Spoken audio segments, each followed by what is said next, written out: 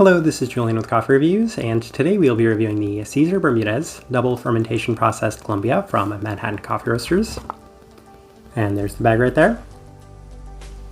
And Manhattan, based out of Rotterdam, Netherlands. And before we start this review, let me get a very important piece of information out of the way, as this coffee right here is not one of Diego Bermudez's El Paraíso coffees. I think a lot of people might have made the same assumption that I did when picking out this coffee, given that it does share the Bermudez name. However, it is not actually related to Diego Bermudez in any sense. If you do read the information on Manhattan's websites, then you'll see that it does mention that they do consult with each other, but they're two entirely different entities altogether. So that does play a slight impact in this review, and I wanted to get that note out of the way. However, this is still one of Manhattan's higher end offerings, so I think it should still be an interesting review, as this right here is day 23 of this coffee. And recipe I went with for this coffee was a 16:1 water to coffee ratio, brewed at 199 degrees Fahrenheit, and I liked it better through the Chemex, which would indicate a more medium grind.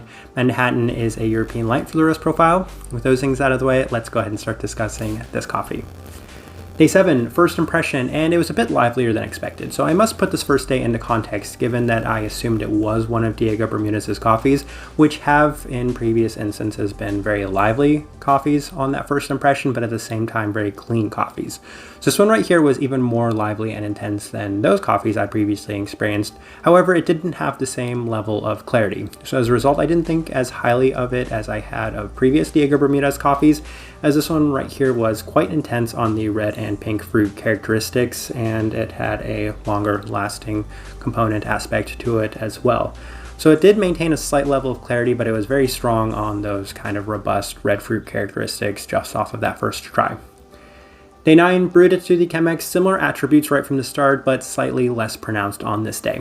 Cup seems a bit more toned down in this brew method and in general, but the coffee continues to remain bursting with red fruit potential. And I said to myself, this might be the cleanest and least vibrant day of this cup of coffee that I'm going to experience from it, as I think from this point going forward, I won't be able to hold this coffee back. And my predictions came true on day 11, as the coffee had an even stronger red fruit profile base to it. And the best descriptor at this stage I could have for this coffee is, well, fermented Colombian coffee, because that's just kind of the descriptor I have for these anaerobic and fermented coffees in general, is that they have a very specific characteristic trait to them that's been pretty consistent in almost all anaerobic and fermented processed Colombian coffees, especially the heavier ones.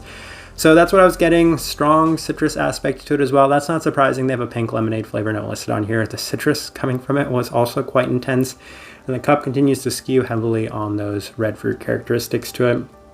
Was definitely going to need to find a way to tone this coffee down. Day 13, back through the Chemex, lowered the temperatures, and as the coffee cools down, it still remains extra fermenty. There was pretty much no escaping it no matter what I did. Cooler temperatures, drinking it at cooler temperatures, it basically still remained just ever so long-lasting red fruit dominant.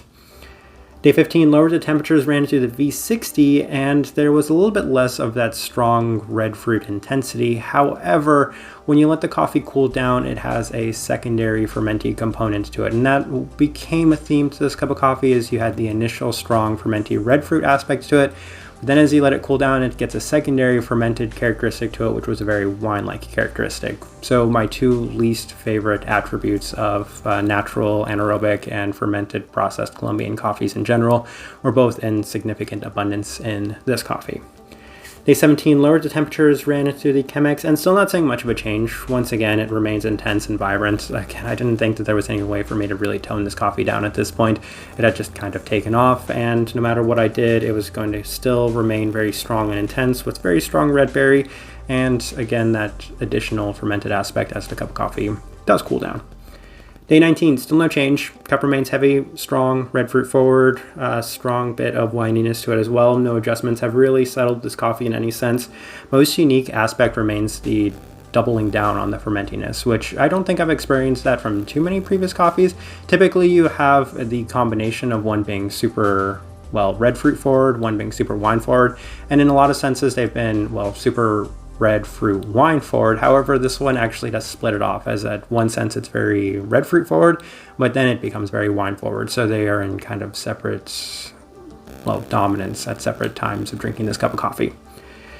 Day 21, yet another heavy and intense red fruit forward cup of coffee. Slight graininess, and in the earlier stages, it has a strong kind of red herbality to it as well. Red herbality, florality to it. So I kept thinking hibiscus that entire time, but in a very strong and pronounced sense. Most dominant aspect remains the fermented red fruit, yet again with the bonus added layer of a kind of wine-like fermentiness to it as well. So double the strong fermented attributes to this cup of coffee. All right, let's go ahead and put up the tasting wheel so you can see what we're getting. I think this is by far the most amount of level 5s we've had, but it's a very intense cup of coffee. So let's run through those. Finish, sweetness, level 5. As I always say, this is a relative tasting wheel, so it only goes up to level 5, but for the finish, it's one of those coffees that is significantly overbearing. This one could definitely be bumped up all the way to a level 7. Sweetness, yeah, as you'd expect, it's just super strong, so that's definitely up there. But maybe the one thing I was most surprised by was the acidity, which is all the way up there at level 5. This is the most acidic cup of coffee I've had from Manhattan. It's very intense and lively, and the acidity as well, so that's bumped all the way up to that level 5 too. The florality, I touched on that briefly, but it was present throughout as there was a very strong florality, herbality to this cup of coffee, which of course will indicate a more hibiscus-like attribute for me. So that's why I bumped it all the way up to a level 5. I think it's very pronounced and I'm experiencing it yet again, and this is with me having toned this coffee down as much as I possibly could.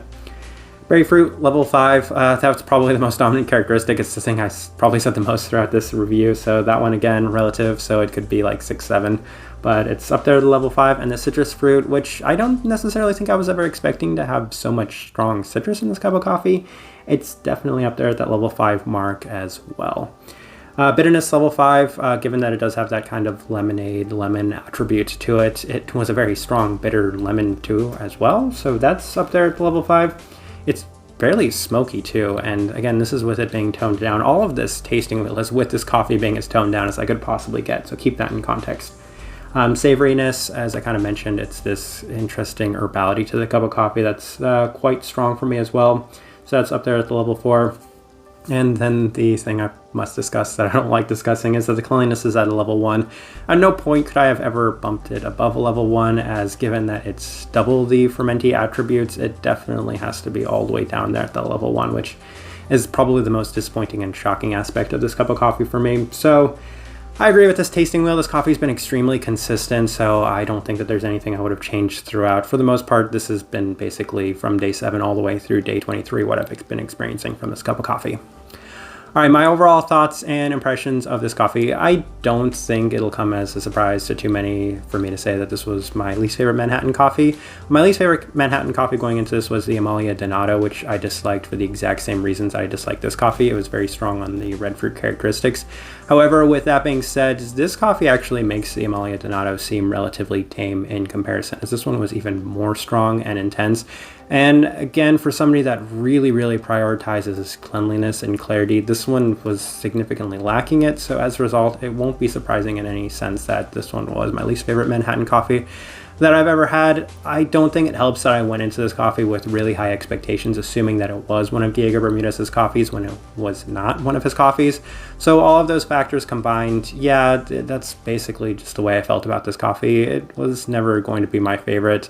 However, with that being said, the type of person I would suggest this coffee to is somebody that really does enjoy these super heavy coffees, as I've still had so many people reach out to me every single time I review one of these heavier coffees, and they tell me, hey, I love these coffees. I think that they're amazing. So I say to them, hey, if you love them, then that's great. There's obviously a market out there for these coffees.